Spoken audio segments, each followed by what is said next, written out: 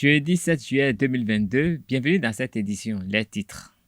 Réunis sous la présidence du chef de l'État, le président Patrice Talon, le Conseil des ministres de ce mercredi a procédé à la modification des statuts de l'Office de radiodiffusion et télévision du Bénin. Le développement dans un instant. C'est le début des vacances et l'Organisation internationale Direct Aid a déjà octroyé des bourses d'études à 72 étudiants pour leur donner la chance de passer une année académique apaisée 2022-2023. Les sites touristiques et mémoriels des communes de Ouidah et de Tori seront à l'honneur du 23 au 25 juillet prochain grâce à la randonnée cycliste internationale du patrimoine.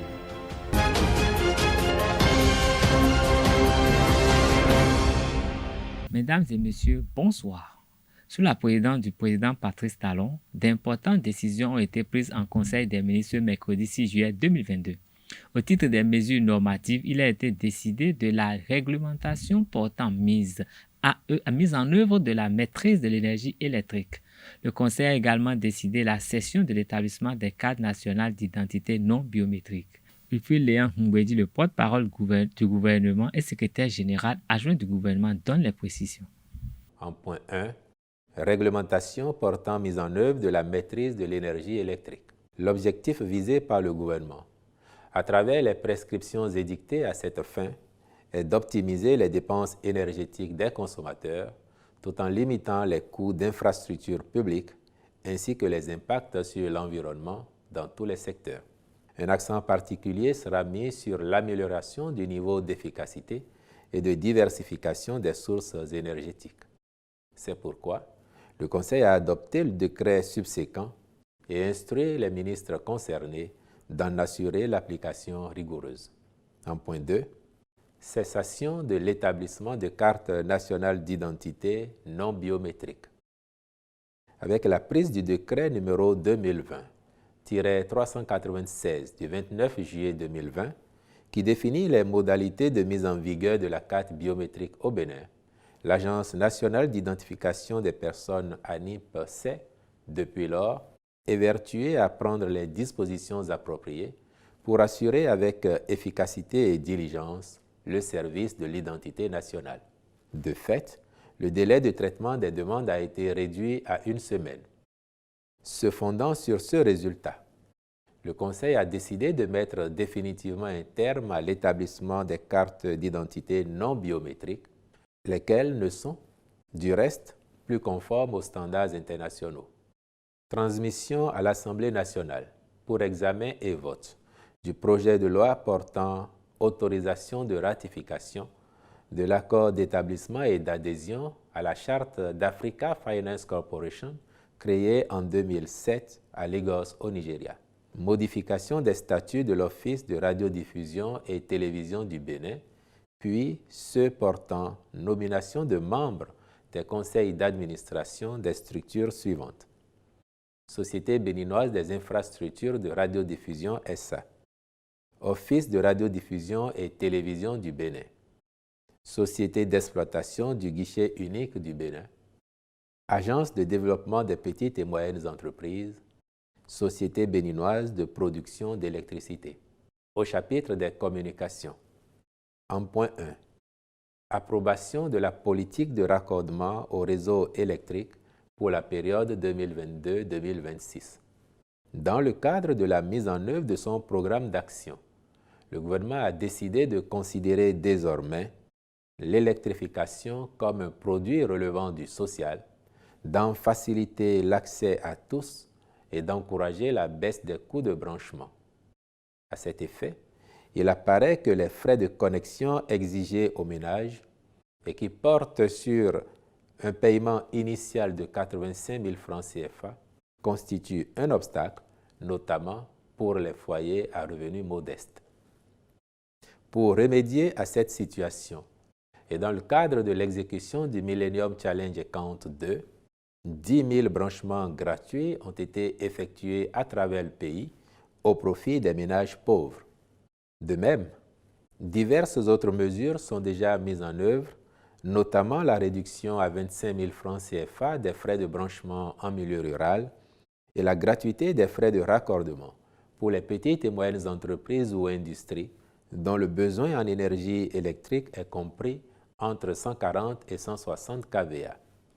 Mais l'ambition du gouvernement est d'aller au-delà de ces dispositions à travers une politique structurelle qui impactera un plus grand nombre de nos concitoyens. Sa mise en œuvre, qui coûtera à l'État la somme de 107 milliards de francs CFA, permettra d'assurer l'alimentation en énergie électrique de près de 2 millions d'abonnés supplémentaires à l'horizon 2026. Ceci sur la base d'un coût forfaitaire de 10 000 francs CFA par branchement entre 2022 et 2024, puis gratuitement entre 2025 et 2026, les frais de contrôle des installations intérieures maintenus à 10 000 francs CFA, restant à la charge des clients. Le ministre de l'Énergie est instruit d'assurer la mise en œuvre efficiente de la politique ainsi formulée.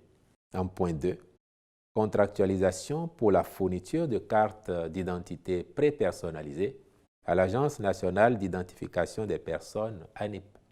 La généralisation en cours du projet Assurance pour le renforcement du capital humain induira un plus grand besoin de cartes biométriques aux assurés.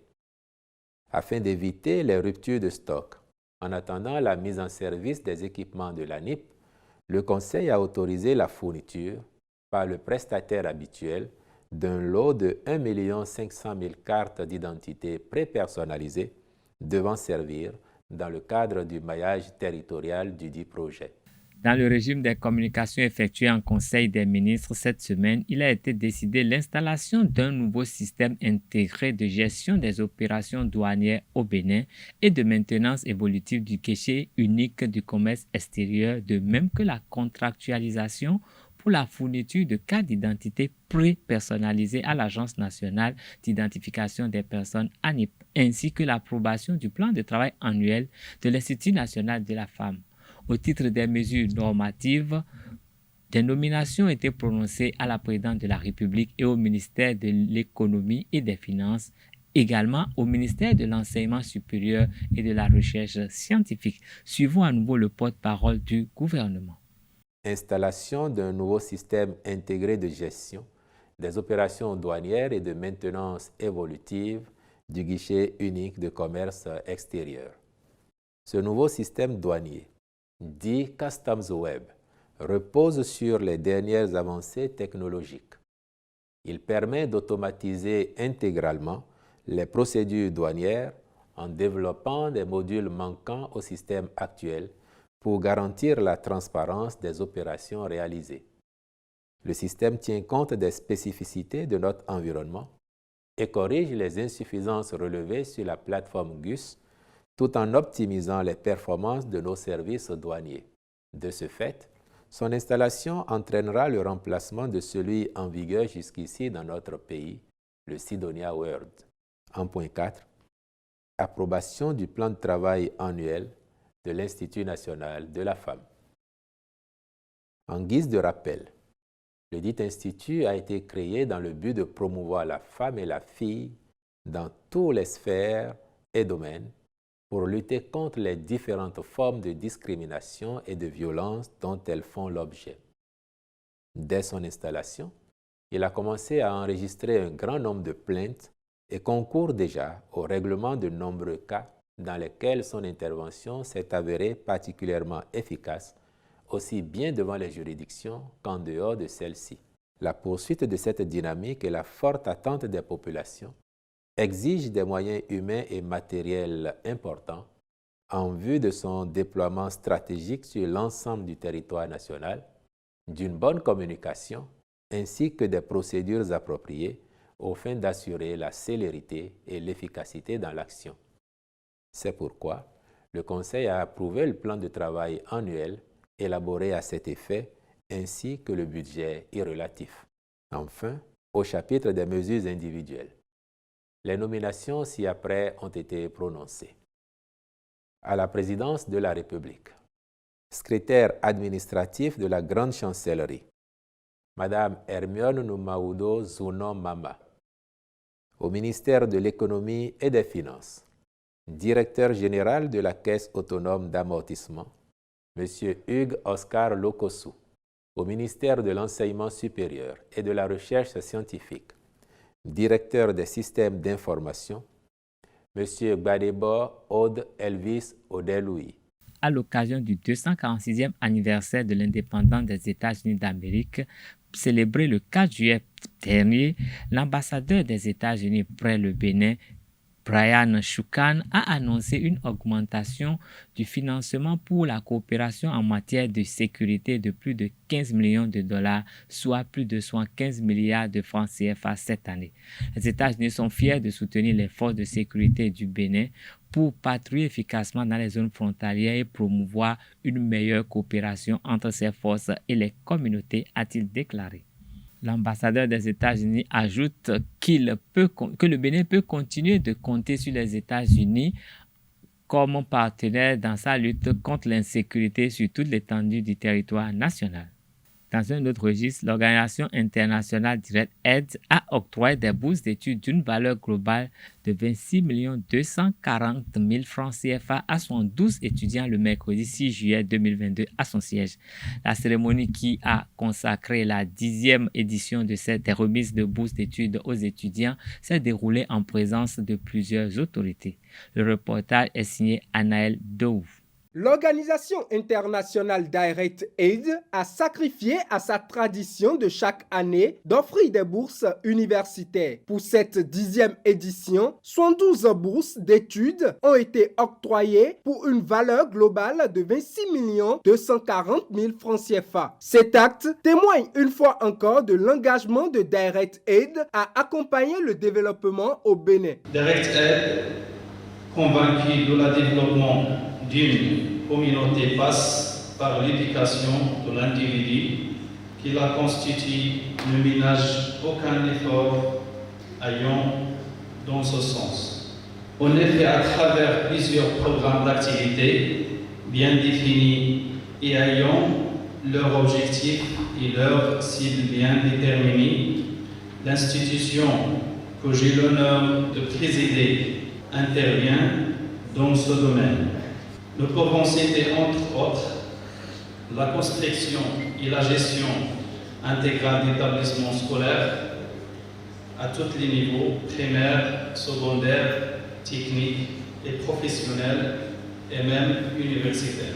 Heureux de l'accompagnement de DirectAid, les bénéficiaires ont exprimé leur soulagement devant les autorités présentes. Cette bourse nous profite énormément, en ce sens qu'elle nous permet de nous acquitter des frais de nos formations, d'alléger la tâche aux parents, de pouvoir subvenir aux besoins académiques et autres frais supplémentaires qui surviennent au cours de notre formation.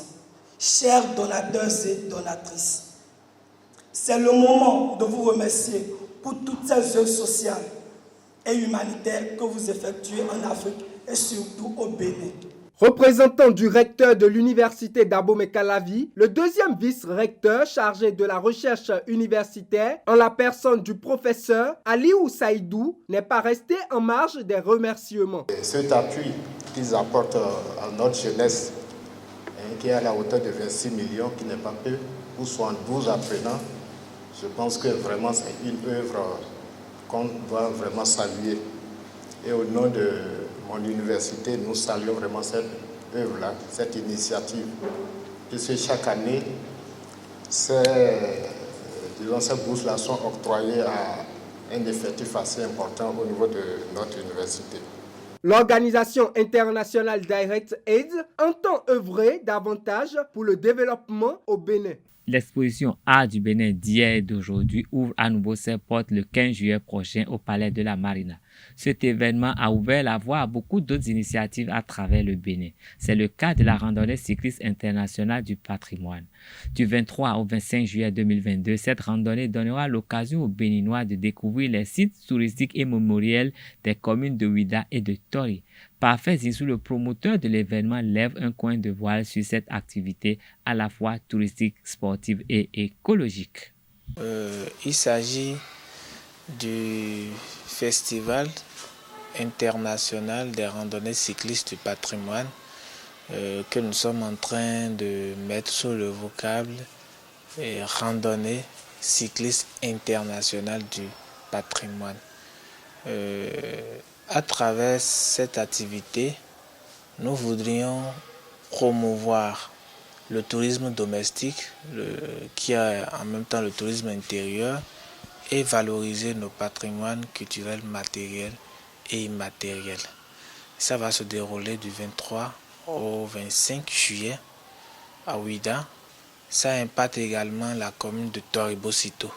Nous avons plusieurs activités. Il y a d'abord les randonnées cyclistes du patrimoine qui vont se dérouler sur les 3 jours. Et après, on aura droit à une folkloriade que nous avons dénommée les danses patrimoniales. Nous avons également un concert que nous avons dénommé concert créole qui va se dérouler le 2e jour à Ouida, au Fort Français. Et il y a aussi des stands qui sont mis à disposition des entreprises, des artisans qui désirent bien venir exposer leurs produits sur la foire. Nous avons également une exposition que nous avons dénommée exposition en plein air. Et le titre de l'exposition, c'est de l'oubli à la mémoire, l'art du patrimoine. Donc il y aura 5 artistes qui présenteront leurs œuvres au public et ces œuvres seront exposées sur l'esplanade du Fort Français pendant les 3 jours. On parle de la randonnée cycliste. Et ça impacte surtout ceux qui ont de vélos. Ça vise la participation des gens qui ont déjà de vélos parce que nous sommes à une première édition. Nous ne disposons pas de grands moyens pour pouvoir mettre de vélos à la disposition de nos festivaliers. Sur ce, nous avons demandé à ceux qui ont de vélos de venir s'enregistrer pour pouvoir participer gratuitement à ce festival. Quant à ceux qui n'auront pas de vélo, ils peuvent venir au village du festival qui est au Fort Français pour pouvoir visiter l'exposition qui ne sera rien d'autre que des œuvres qui parleront de l'histoire de ces sites qu'on aura à parcourir pendant notre activité de randonnée cycliste. Qu'il s'agisse d'une randonnée ou d'une marche, les chaussures sont indispensables. Endommagées pendant la marche, elles engendrent des perturbations, mais elles peuvent être réparées par les spécialistes que sont les cordonniers ou les bottiers. Des métiers d'une grande utilité. Suivons ce reportage de Anaël Dou et de Ulrich Amegankoué qui nous plonge dans l'univers de la cordonnerie. Redonner une seconde vie aux chaussures, c'est son métier. Le cordonnier, puisque c'est de lui qu'il s'agit, répare les chaussures usées, mais aussi en fabrique.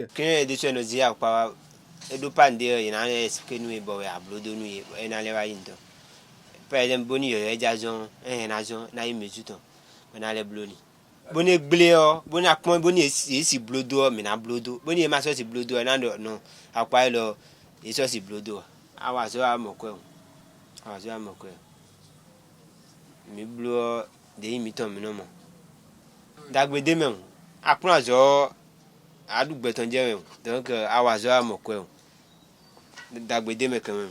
Comme toute autre profession, le métier de cordonnier n'est pas sans difficulté.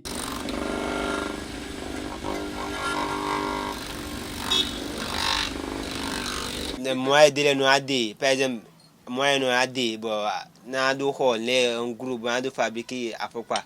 Donc, ouvert des moyens qui n'ont pas parce qu'il faut avoir la capacité. Donc, ouvert des mecs périodiques. Par exemple, Amaya, mais des qui ça, oui, dis-le nous. Mais il y a un adon tagbawa. Amawa, mais le ça, do gamé, un adon tagbawa, donc, mais nous avons à gérer. Un métier noble, parfois sous-estimé, mais qui garde toute son utilité.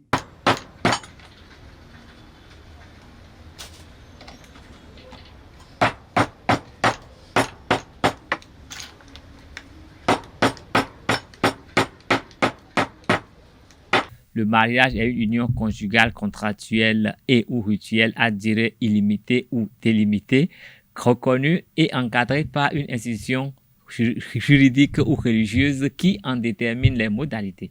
Mais se marier jeune ou vieux, lequel paraît plus convenable? C'est à cette question que s'est prêté quelques citoyens rencontrés dans la ville de Cotonou qui donnent leur avis sur le sujet. Ils sont au micro de Colombe Oussou. Le mariage, on le fait jeune, on le fait vieux. Le mariage, c'est le mariage. Et ça a toujours son nom. Au temps de nos aïeuls, tu dois faire le mariage traditionnel avant d'aller au mariage religieux. Donc, le traditionnel est important parce que tu veux prendre la fille d'autrui, tu dois aller connaître ses parents. Faire le minimum qu'on fait. Il y a d'autres qui se sont mariés, qui ne connaissent même pas et les parents de la femme. Et des événements malheureux arrivent où c'est là où ils ont des problèmes. De toutes les façons, je ne suis pas pour. On peut faire le mariage de la bouche, mais l'église ou bien chez le maire, moi je ne suis pas dans ça. Les jeunes qui se marient tôt, il y a un problème. Voilà quelqu'un qui n'a pas reçu toutes les éducations qu'il faut afférent à un mariage. Quelqu'un qui n'a pas eu l'éducation, la femme n'a pas fini d'être éduquée. L'homme aussi n'a pas fini d'être éduqué. Comment ces deux hommes-là vont se mettre ensemble et faire quelque chose de bon? Deux, c'est que dans nos familles, actuellement au Bénin, le mariage crée problème. Dès que vous vous mariez, attendez-vous à la poursuite de la famille. Si quelqu'un n'est pas marié dans la famille, maternelle ou paternelle, et que c'est toi qui te maries, attendez voir des histoires occultes. C'est ce que nous vivons. Moi, je me suis marié, mais un mois après, j'ai eu une grande tentation. Une grande tentation où c'est bagarre avec ma femme. Malgré que ce n'était pas un mariage jeune, mais un problème très simple, banal, éteindre la lumière, et c'est ça qui a amené le problème. Jusqu'à on s'est séparés pendant un mois comme ça. Ceux qui choisissent de se marier tardivement après, c'est des gens qui ont bien choisi, parce qu'ils ont eu le temps de se connaître, ils ont eu le temps de se connaître mutuellement, famille par famille, avant de s'engager. On ne s'engage pas très jeune quand on ne comprend pas les parents du papa, c'est comment, les parents de la maman, c'est comment. C'est ça les dégâts que nous avons au niveau des jeunes. Hein?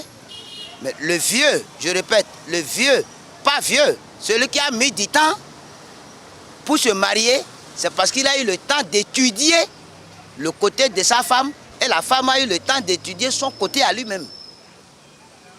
De ce genre de mariage marche souvent. Parce que chacun se connaît. On connaît qui est l'oncle, qui est la tante, et ça marche souvent, souvent.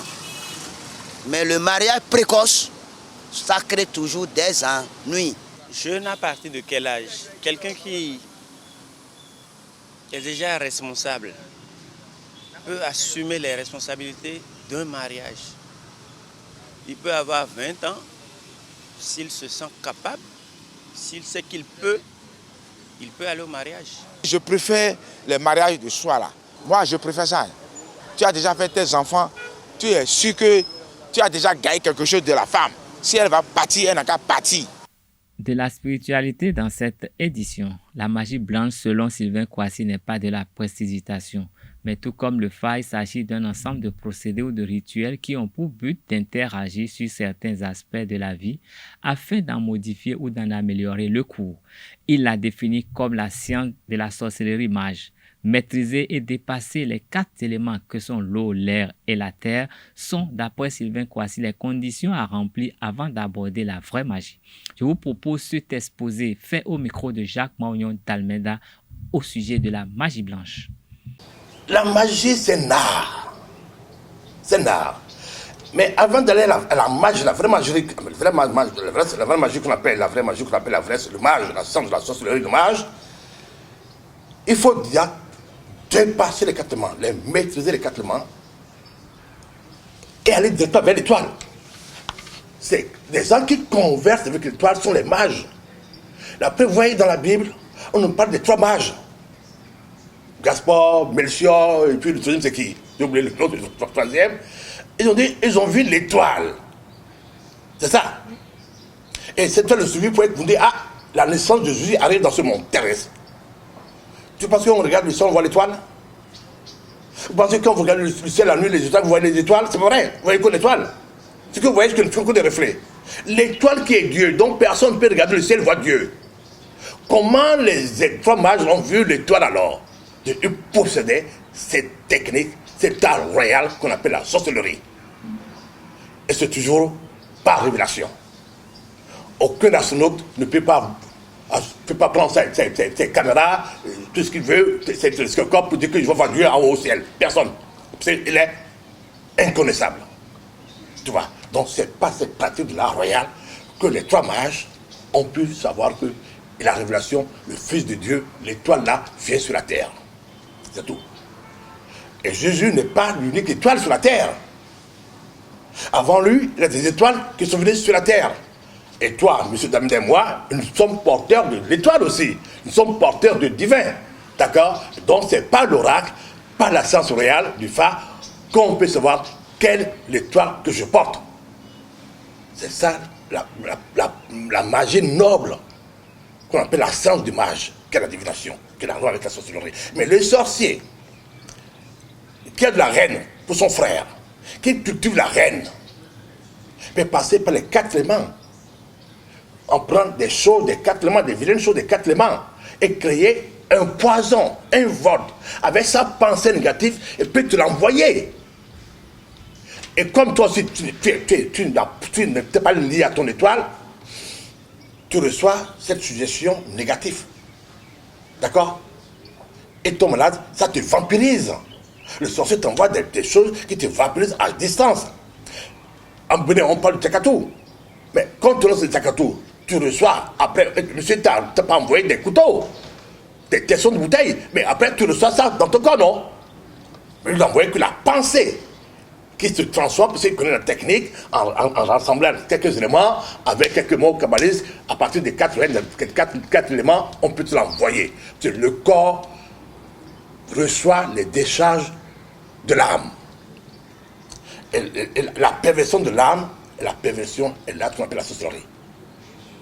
L'âme maîtrisée, l'âme est animale, domptée, et la possibilité de se connecter à son étoile et du le mage.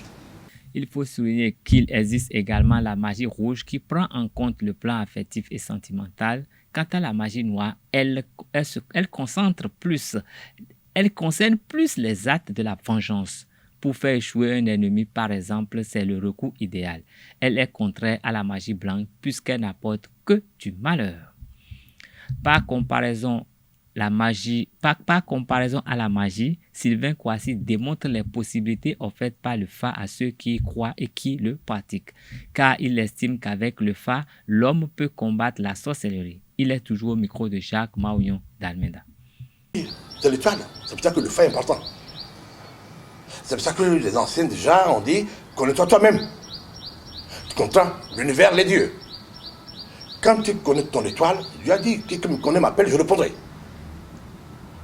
Aujourd'hui, on demande aux chrétiens d'accepter Jésus comme l'unique étoile. C'est pas possible. Si mon étoile n'est pas Jésus, je l'accepte Jésus, mais il ne sauvera pas. D'accord? Donc chacun de nous doit chercher une étoile, et l'étoile qui sauve. L'ancêtre même ne sauve pas. Ton ancêtre ne peut pas te sauver. L'ancêtre n'est que le repère de l'enfant. À l'âge adulte, chacun de nous doit chercher son refuge et l'étoile qui est le refuge. Bouddha a dit aux gens, cherchez votre refuge. Moi, mes expériences, vous l'écoutez. Mais mes expériences, en tant qu'ancêtre, ne vont pas vous sauver. Pour être sauvé, seule l'étoile, seul le Dieu en toi qui te sauve. Donc les gens sont obligés en ce moment d'aller vers Dieu. Et aller à l'oracle, c'est un élan de cœur. On ne l'impose pas. L'oracle n'est pas un dogme. L'oracle n'est pas une théologie. N'est pas une religion. Aujourd'hui, c'est pas un savoir aussi. Aujourd'hui, qu'on dit qu'on va enseigner l'oracle à l'école, à l'université, c'est une aberration. Et l'oracle n'est pas rationnel. L'oracle, c'est la pensée subjective. Et la rationalité, l'école, l'université sont de la pensée objective. Donc aujourd'hui, le monde, tout ce qui est sacré devient puritain. Aujourd'hui, le sacré est perdu. Parce que nous, les hommes, aujourd'hui, nous sommes tous des rationalités, nous sommes tous des cadavres, des robots. C'est pour ça que l'Europe, ils ont pensé qu'aujourd'hui, ils vont nous robotiser. Et en ce moment, ils se sont dit, bon, on va les robotiser, on va même modifier les ADN parce qu'ils sont des bêtes. Nous sommes des animaux. Soyez des vivants. Réveillez-vous, allez à l'oracle, trouvez Dieu, connectez-vous au divin solaire, vous serez des vivants. C'est sur cette note spirituelle que nous mettons un terme à cette édition. Merci de nous rester fidèles. À demain pour un autre rendez-vous informatique sur Ezare TV. Bonsoir.